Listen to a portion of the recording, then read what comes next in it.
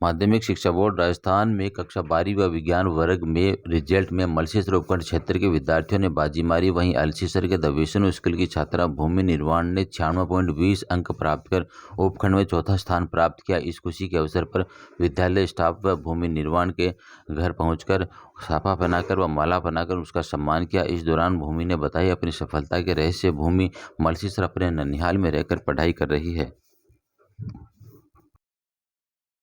मेरा नाम भूमि है। मैं मलसीसर में मेरा ननिहाल और मैंने विष्णु स्कूल से अपनी 12th क्लास कंप्लीट की है और मेरे 12th में 96.20% आए हैं।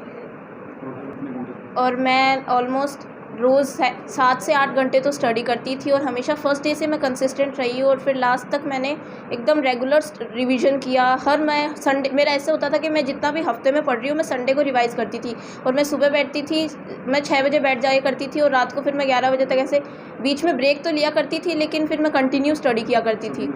और सब ने काफ़ी सपोर्ट किया, मेरे टीचर्स का काफ़ी हद तक सपोर्ट रहा, मेरे पेरेंट्स ने काफ़ी सपोर्ट किया और सभी बाकी बच्चों को तो मेरी यही एडवाइस है कि सोशल मीडिया इन सब से हमें दूर ही रहना चाहिए। ऐसे नहीं हमें एकदम से अलग हो जाना चाहिए। हमें कुछ डाउट्स होते हैं, फिज़िक्स केमिस्ट्री इन सब में तो डाउट्स आते ही रहते हैं, तो हमें उसके लिए यूट्यूब वगैरह इन सब का हमें मतलब हेल्प ले लेनी चाहिए। नमस्कार, शेखावाटी न्यूज़ सागर पे आप सभी का स्वागत है। अभी राजस्थान में माध्यमिक शिक्षा बोर्ड 12वीं का साइंस और कॉमर्स का रिजल्ट घोषित हुआ, जिसमें सभी क्षेत्र के विद्यार्थियों ने उत्कृष्ट अंक प्राप्त किया है। उनसे हम उनकी पढ़ने की शैली के बारे में जानकारी लेंगे।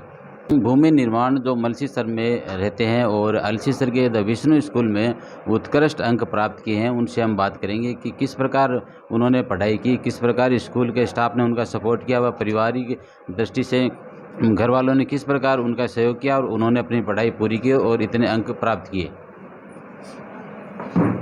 बताइए। सब लोग मतलब पेरेंट्स तो सपोर्ट करते ही थे, टीचर्स ने भी काफ़ी सपोर्ट किया। जब भी हमारे रेगुलर टेस्ट होते थे, अलग अलग स्कूल से हमारे लिए टेस्ट पेपर्स मंगवाए जाते थे, कुछ स्कूल में प्रिपेयर किए जाते थे टेस्ट्स और फिर काफ़ी टेस्ट लिए गए, फिर अच्छी खासी तैयारी करवाई गई थी हमें। स्कूल में तो सभी स्कूल संचालक है जो अपने विद्यार्थियों के जो बोर्ड के विद्यार्थी हैं उनकी अच्छी से तैयारी कराते हैं ताकि वो ज़्यादा से ज़्यादा अंक प्राप्त कर सकते हैं। लेकिन इसके अलावा देखने को मिलता है कि काफ़ी कम विद्यार्थी होते हैं जो इतने अंक प्राप्त कर पाते हैं, तो इसके लिए घर पे उनको एक अच्छी तैयारी करनी पड़ती है। तो आपने घर पे किस प्रकार से तैयारियाँ की? जी, मैं घर पे मतलब जब हमारी छुट्टी होती थी उसके बाद मैं 1 घंटे रेस्ट किया करती थी। उसके बाद फिर मैं रेगुलर पढ़ाई किया करती थी, कंसिस्टेंट थी। मैं रोज़ 6 से 7 घंटे तो स्टार्टिंग में पढ़ा करती थी, फिर मैंने अपना मतलब टाइम इंक्रीज़ किया पढ़ने का। फिर उसके बाद मैं 8 से 9 घंटे पढ़ाई किया करती थी डेली। और फिर एग्ज़ाम तब पास में आने लगे, तब हमारी एग्ज़ामिनेशन लीव हुई, छुट्टियाँ हुई, तो उसके बाद तब तो रोज़ मतलब सुबह 6 बजे बैठती थी और फिर रात को 11 बजे मतलब पढ़ती थी। बीच में 1-1.5 घंटे का ब्रेक तो लिया करती थी मैं। एग्ज़ाम देने के बाद जो आपने तैयारियां की थी उसके अनुसार आपने कितने % अंक लाने का ऐसा अंदाज़ा था कि इतने मेरे आ जाएंगे? जी, मैंने 97 का सोचा था, अब फिर 96.20 आया। वो जब रिज़ल्ट आया तब से लेकर आपके फ़ोन पे या पड़ोसियों के घर वालों के सबके बधाइयों के लिए फ़ोन आ रहे होंगे, तो आपको घर वालों को और आपको ऐसा कैसा लग रहा है ऐसा? सब मतलब जब रिज़ल्ट आया तब सबके फ़ोन आने शुरू हो गए थे, काफ़ी अच्छा माहौल बन गया था, काफ़ी अच्छा एनवायरनमेंट था, सब लोग काफ़ी खुश थे। तो सब लोग फ़ोन पे फ़ोन किया जा रहे थे और मिठाइयाँ मम्मी ने मिठाई मंगवाई, सब काफ़ी खुश थे। अभी आगे के फ्यूचर के बारे में क्या तैयारियां हैं और अपने जो पीछे वाले हैं जो विद्यार्थी हैं उनको क्या सलाह दोगे पढ़ाई के लिए? जी, अब मैंने जेईई की तैयारी करने की सोची है, इसलिए मैं सीकर जाऊँगी, सीकर में कोचिंग करूँगी। 1 साल का मैंने ड्रॉप लेने की सोची है। विद्यार्थियों को क्या बताना चाहोगे?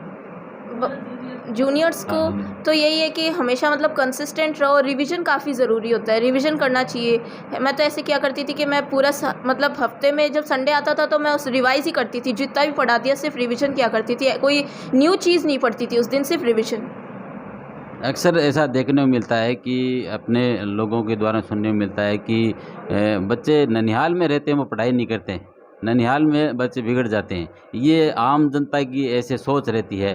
तो ननिहाल में रहते हुए उत्कृष्ट अंक प्राप्त किए हैं, तो लाड ज़्यादा रहता है और कोई डांटता नहीं है ननिहाल में।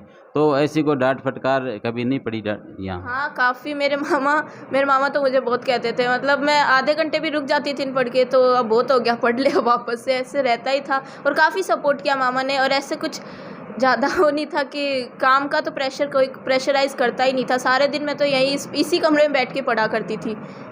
किसी ने मतलब ऐसे हमेशा सपोर्ट करते थे सभी लोग, नानी मामा सब।